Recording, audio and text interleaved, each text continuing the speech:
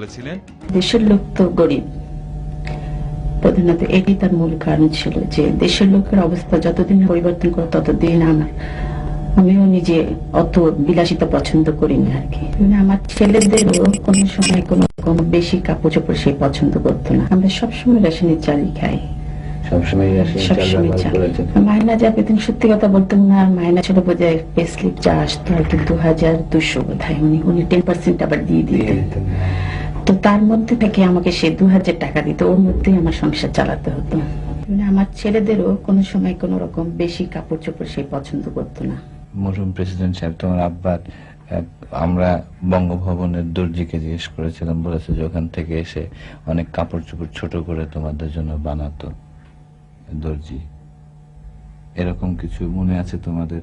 আমার এই শার্টটাই আব্বুর ছিল আগে, এটাই ওরা বানিয়ে দিয়েছে। জি। তোমার মনে আছে কোকো এরকম কোন? আমার দুটো প্যান্ট ছোট করে বানিয়ে দিয়েছিল। তোমার আব্বার প্যান্ট ছোট করে বানিয়ে দিয়েছে।